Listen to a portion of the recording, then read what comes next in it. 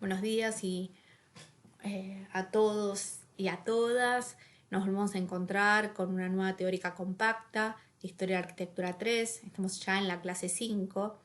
Van a notar mi cansancio hoy porque vengo grabando varias veces la teórica. La clase de hoy es la segunda parte de lo que Santiago presentó en la clase pasada. La diferencia con esta clase es que nos vamos a focalizar en un objeto arquitectónico, que son las estaciones de ferrocarril. La pregunta es por qué elegimos las estaciones de ferrocarril o por qué, para pensar el desarrollo de esa ingeniería estructural y lo que implicó esa renovación tecnológica, nos centramos en estos objetos arquitectónicos y tomamos más que nada, acá tenemos una imagen de la Gare du Nord en París, y un poco es como un objeto, la estación arquitectónico, que nos permite vincular de manera muy directa la arquitectura, la importancia de la arquitectura o el lenguaje arquitectónico que caracterizó el siglo XIX, con la incorporación de nuevos programas. Como decimos, la estación de ferrocarril es un nuevo programa que está asociado a la revolución industrial, y con la incorporación de nuevos materiales y con nuevas tecnologías constructivas, ¿no? En ese sentido, entonces, la aparición del ferrocarril conllevó a una renovación tecnológica que va a ser muy importante en términos de lenguaje arquitectónico, al surgimiento de nuevos conceptos, a lo que se denomina como la idea de construcción de redes, ¿sí? Esto que hoy en día estamos conectados por la idea de la red ferroviaria es muy importante, y esa red ferroviaria va a permitir la transportabilidad, la circulación, el acortamiento de los tiempos de traslado. Lo que va a permitir es como que las distancias parezcan más cerca, ¿no? Esta idea de un poco es una nueva tecnología que promete abolir el espacio y acelerar el tiempo. Podemos pensarlo en estos términos, que hoy tenemos otros medios, ¿no? Mucho más fuertes, desde primero los aviones, la red de internet, donde la temporalidad parece, digo, se nos va de las manos, ¿no? Eh, y al mismo tiempo lo que va a permitir es el traslado de bienes y materiales en gran escala, ¿no? Y en esos bienes y de personas, por supuesto, es un dato no menor. Y y esto va a permitir la circulación. Y uno de los temas importantes es empezar a hablar de esa circulación, ¿no? De bienes, materiales, de personas, de ideas, de expertos, ¿no? Y estos materiales de circulación van a tener esos materiales que van a circular, muchos van a ser materiales de construcción que van a permitir, que van a dar cuenta de esos orígenes o del desarrollo industrial, ¿no? Entonces, para la arquitectura, ¿por qué nos interesa esto? Porque lo que es la cultura del ferrocarril o la aparición de los ferrocarriles permite pensar una inflexión en términos de arquitectura, ¿no? Un punto de inflexión, porque permite esa posibilidad de circulación y traslados de los materiales para la construcción de los edificios. Pero en términos tecnológicos, y esto tiene una gran relevancia, el ámbito ferroviario se constituyó en un verdadero campo de experimentación de nuevas técnicas y materiales. Y estas nuevas técnicas y materiales, ¿sí?, van a ser usados para construir todo tipo de edificios, ¿no? El uso estructural del hierro se masificó con el ferrocarril. Digo, acá en esta imagen, ¿en qué lo vamos a ver? Un ejemplo clarísimo es el perfil doblete, ¿no? Que lo podemos ver tanto en las columnas, con lo que permite tener estas luces. Es algo que se utiliza hasta, en la actualidad, ¿no? La paternidad, podemos decir, de la viga doblete la tiene el riel, esa red donde circula el ferrocarril. Otros materiales, y acá vinculado con la luminosidad, con los grandes espacios, es el vidrio y la chapa en el uso de la cubierta. Eso que era necesario para el espacio de las máquinas, ¿no? Va a ser importantísimo. No sé si dije antes pero lo vuelvo a decir, como otro de los elementos es la transformación del territorio, ¿no? Esto un poco me parece que sí, estoy retomando, perdón, me voy acordando. Eh, entonces, el hierro y el cristal se van a complementar y van a permitir construir edificios que sean a la vez grandes, ligeros y transparentes. Esta imagen que tenemos acá es lo que era la estación de Orsay, que ahora es un museo. Es el Museo de Orsay de París, ¿no? De arte moderno. Entonces, estas piezas y estas piezas estructurales van a permitir salvar las grandes luces. Son las respuestas a las nuevas necesidades y a la necesidad de nuevos programas que generó las transformaciones sociales, económicas, políticas, culturales. Y en este sentido estamos hablando de las transformaciones en las formas de habitar, ¿no?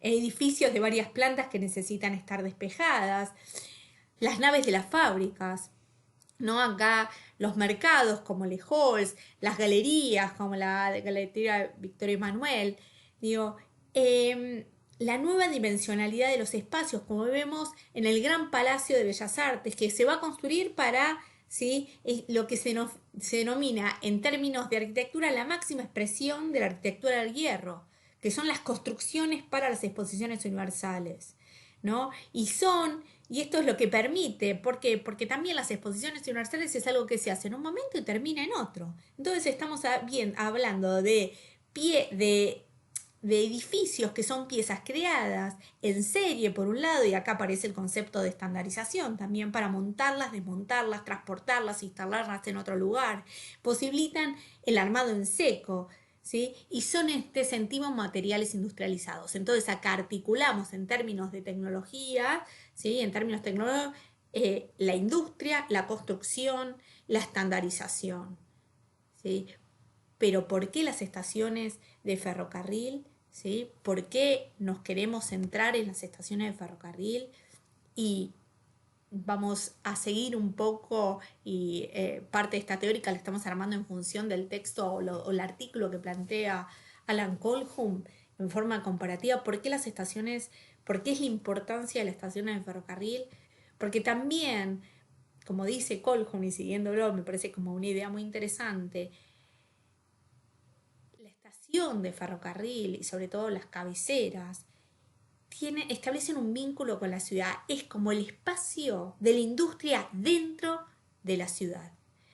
Más cuando se empiezan a organizar, ¿no? Y a decir, bueno, como digo, a partir de la segunda mitad del siglo XIX, digo, esta planificación donde va a sacar las fábricas, y pensemos en los proyectos de los utopistas que salen del espacio urbano, de los grandes espacios urbanos. Entonces, ¿dónde vemos la presencia de la industria y de la máquina? Es el tren en sí mismo, ¿no? Y en este sentido, la estación va a generar una conflictividad. Digo, la estación como edificio va a tener, ¿sí? Es una... si bien introduce, como decimos, en la ciudad un espacio industrial, las máquinas, los rieles, ¿sí?, los surcos que dejan en el espacio urbano, y que dan cuenta también de ese caos urbano, porque lo empiezan un poco, sobre todo, eso lo vamos a ver fuertemente en el caso inglés, donde no hay una planificación y los ferrocarriles entran a la ciudad y podemos tener una estación pegada a la otra. Este es el caso de la estación que tenemos acá, es la San Pancras, que desde afuera no parece tanto a la imagen que uno tiene o de tipología de estación de ferrocarril, y está pegada a la estación que vamos a ver en la diapositiva siguiente, que es la King Cross Station. Entonces, volviendo un poco, y acá del otro lado, en el caso francés, esta es una Gare du Nord, y me parece que a la imagen que uno tiene de las estaciones cabeceras, como en el caso de porteñocéntrico, que podemos decir en nuestro caso, pensando en Retiro y en Constitución, me parece que esa imagen nos refleja y nos remite más a esas estaciones cabeceras como las que tenemos en la ciudad de Buenos Aires, ¿no?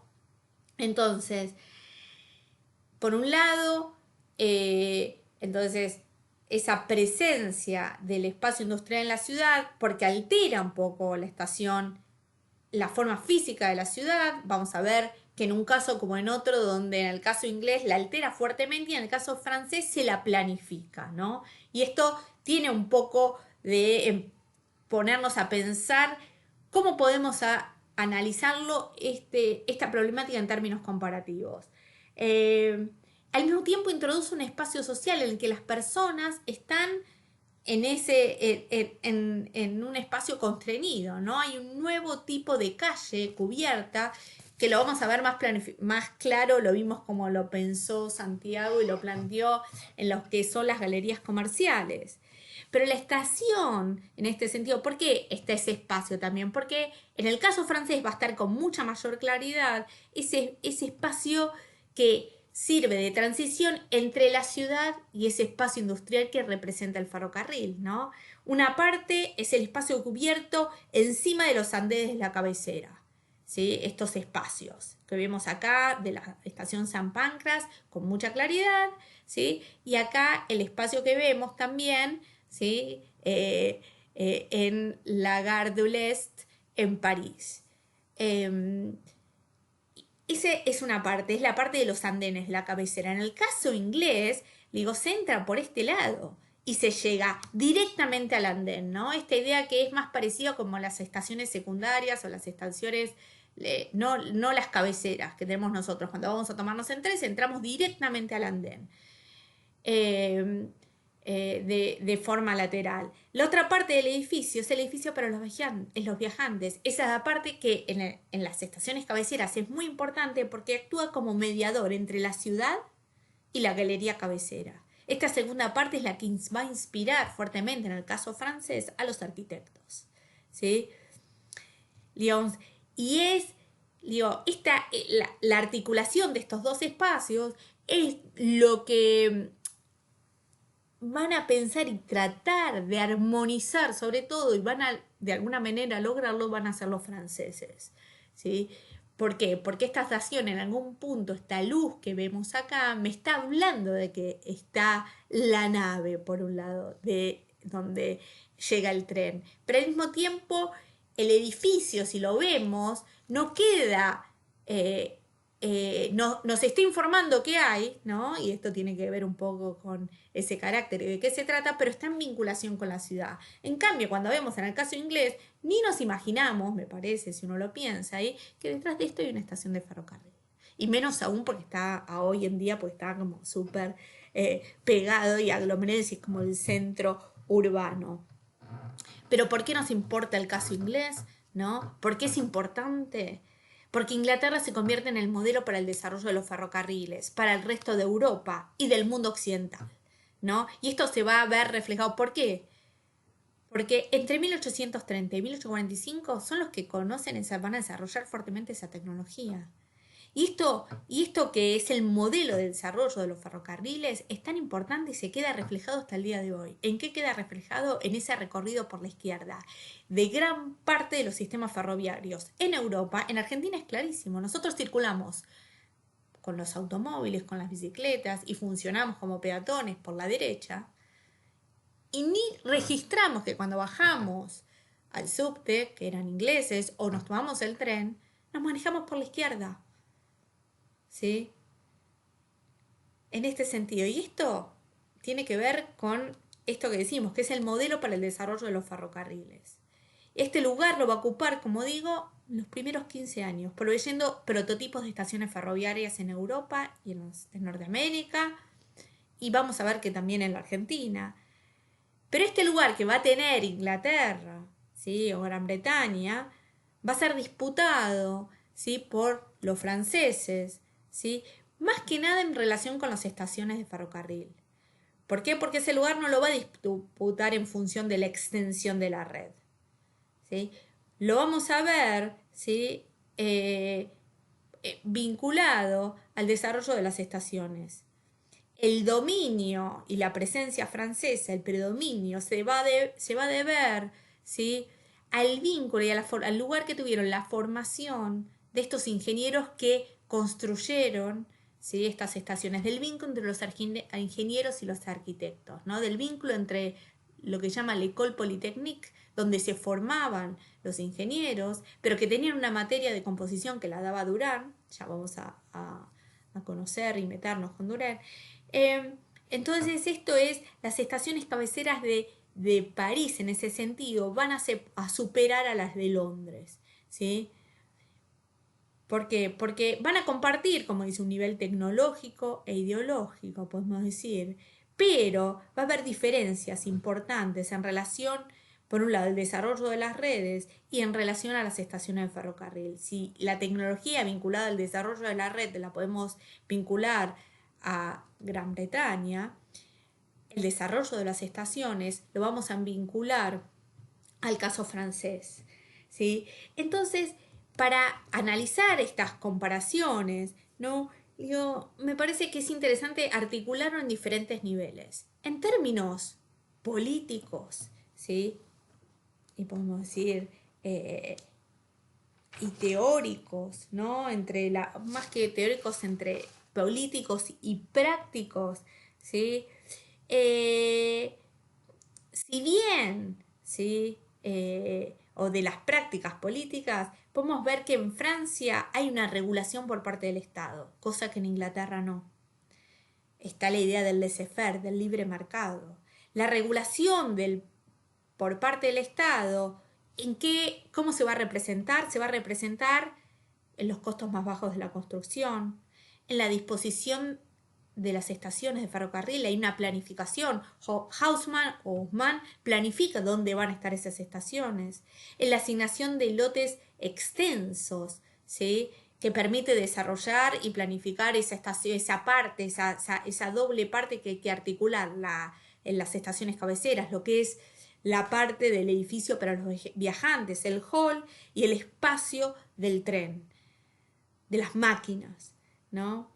Entonces hay una presencia del Estado. En el caso inglés, ¿sí? Está librado al libre mercado. Entonces, vamos a ver que las estaciones de ferrocarril, acá tenemos la planta de King Cross, ¿no? Esa planta, digo, el espacio es mucho más pequeño. No tengo en el PowerPoint una planta de las estaciones francesas, pero el espacio, digo, la cabecera en el caso francés está acá la tenemos lateral, ¿no? Por otro lado, hay una cuestión fuertemente utilitaria, ¿no? Entramos directamente al andén, no hay que caminar por el andén, uno entra, sube y tiene que ver también con una cuestión económica, que tiene que ver con otro nivel de análisis en términos, cuando lleguemos a la a la comparación en términos de sociales, ¿no? De la importancia o la relevancia social que tienen las estaciones, ese que Colson denomina como el componente utópico. Entonces, hay una regulación, y en el caso francés, y también tiene que ver con la formación arquitectónica que tienen los ingenieros, ¿no? Donde vemos que si en el caso inglés vemos la impronta de la ingeniería muy fuerte, ¿no? Y utilitarista, acá vamos a ver esa vinculación, ese lenguaje que también, que lo vamos a ver esto de me voy adelantando, voy y vengo, ¿no? El lenguaje que representa las estaciones, ¿no? La fachada, ¿sí? De la Gare du Nord, ¿no? Eh, nos representa que es un edificio institucional, ¿sí? ¿Por qué? Porque tiene lenguaje clásico, nos representan tiene carácter, nos está hablando del tiempo, si vemos el reloj, podemos ver cada una de las esculturas representan las provincias, podemos decir, o los estados, ¿sí? O los departamentos con los que se conecta París, cada una de estas figuras escultóricas, la simetría, ¿sí? Y no hay ese contraste eh, eh, con la ciudad, es un espacio de transición, es un edificio urbano. La estación de ferrocarril en Francia se transforma en un edificio urbano, ¿no? Entonces, hay la función, hay una vinculación entre la función que tiene, ¿sí? De la función de estas estaciones, y también hay una idea superior en términos de la gestión de las líneas, hay un ordenamiento, ¿no? ¿Dónde las ubico? Tendría que tener un plano en este momento. Eh, em, En el caso, eh, eh, eh, en términos de el otro nivel de análisis o comparativo que plantea Colquhoun, que me parece relevante, tiene que ver con este componente eh, social, ¿sí? Que lo denomina como componente utópico, que tiene que ver que cómo impactan, ¿sí? Impactaron determinadas ideas vinculadas a la vida social en las galerías de los trenes, ¿sí? Y los nuevos tipos arquitectónicos. Eh, para pensar los espacios de circulación para las personas, quiénes van a circular para ahí, cómo conectarse, ¿sí? De pensar la circulación, el movimiento de la ciudad, la conexión del ferrocarril y de estos espacios con la periferia. En el caso inglés, es fuertemente utilitarista, ¿no?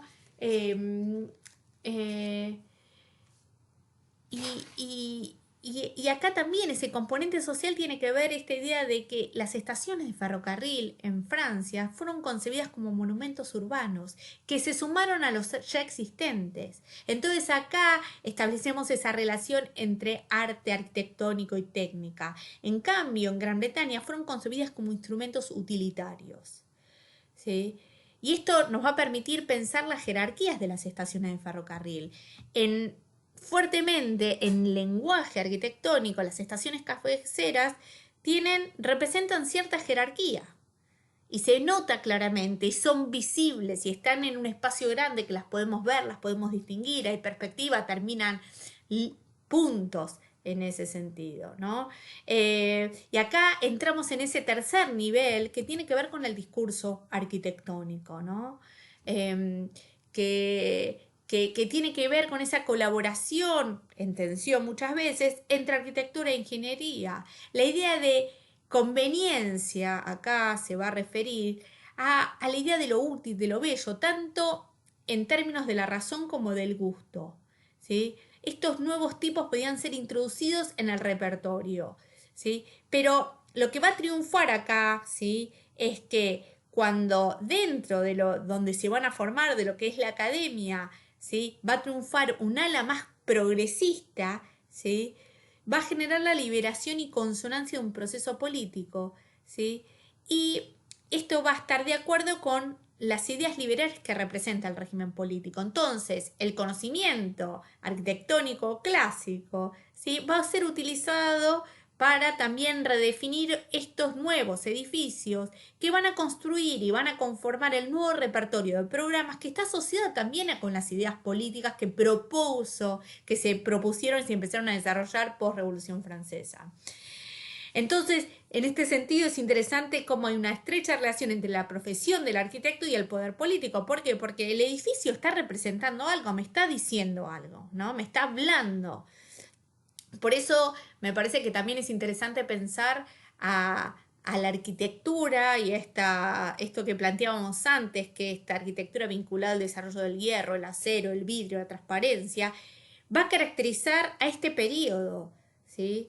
Porque va a ir de la mano de lo que van a representar, lo que se va a necesitar como los nuevos programas por cómo cambiaron las formas de habitar, pero también darle ciertas jerarquías, ¿sí? En cambio, en el caso inglés, cuando está más vinculado a la esfera, a los intereses, ¿sí? Es por ahí una imagen mucho más pintoresquista, ¿sí? O mucho más sencilla, ¿sí?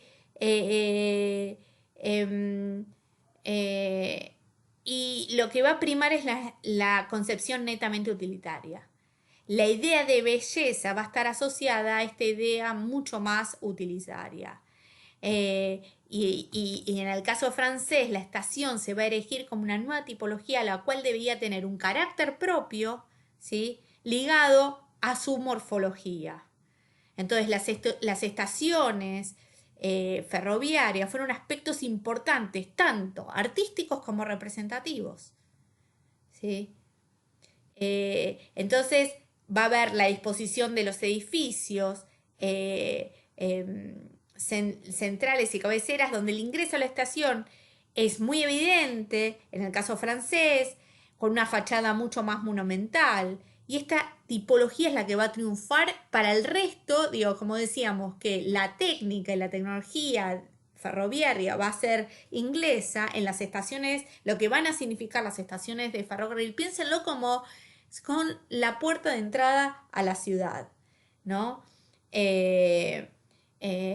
Entonces, estas estaciones podemos ponerlas en el mismo lugar que los teatros, que las galerías, que los edificios de las nuevas instituciones propias de las repúblicas. Y esa diferencia en la disposición de en dónde se entra por el lateral en el caso inglés y por el frente también tiene que ver con una lógica, ¿sí? Puramente, en un caso puramente práctica, ¿sí? Y en el caso de los franceses representan y evidencian un orden, una jerarquía y una simetría. Y donde se buscó conciliar estos dos componentes, el edificio de los viajantes y la galería de los trenes, ¿sí? Estas cuestiones las vamos a ir desarrollando cuando nos devuelvan las fichas, me parece, porque me estoy pasando de tiempo, las fichas vinculados al análisis de las estaciones del ferrocarril. ¿Qué es lo último que me interesa como señalar acá? Y un poco la representación de Claude Monet me parece que cobra relevancia, es el plano simbólico. El plano simbólico de lo que significó también el ferrocarril. Lo que significó, si para los arquitectos fue la posibilidad de desarrollar una arquitectura acorde y que representaba a una época, ¿sí? También para los pintores, para la literatura, el ferrocarril, las estaciones de ferrocarril y lo que es el espacio de la nave significó verdaderamente un espectáculo, el espectáculo de la llegada del tren, ¿no? ¿Por qué? Porque la impronta o el impacto en la vida cultural del ferrocarril es un nuevo ritmo del tiempo, ¿sí? Aparecen nuevos problemas en la vida urbana, hay una destrucción por otro lado de la naturaleza, todo se pone en movimiento. Cuando voy mismo, tanto, cuando el ferrocarril llega como esta imagen en las delicias de Madrid, ¿no? Ese verdadero espectáculo por lo que significan estas máquinas entrando en movimiento, el vapor, ¿sí? Y cómo relacionarse y perderles el miedo, pero por otro lado la experiencia del viajante, ¿no? Uno cuando va a Víctor Hugo, quiero leerles una frase corta de Víctor Hugo que dice: los árboles parecían interpretar danzas frenéticas y fundirse demencialmente con el horizonte. Las flores que crecían a lo largo de los ríos, ¿sí? No eran ya flores, sino puntos de colores. Es la experiencia de la velocidad. Y en términos simbólicos esto viene a representar también el ferrocarril. Esta nueva tecnología permitía, ¿sí?, a fines del siglo XIX, abolir espacio y acelerar el tiempo, ¿sí? Y esto es también otra forma de pensar el ferrocarril, ¿no? Bueno, en términos simbólicos, ¿no? Un poco el terror y cómo la experiencia, filmarlo, como les dejé, ahora les voy a recomendar, representarlos, eh, nos permite acercarnos a la máquina, ¿no? Esa transformación en términos de temporalidad, ¿no?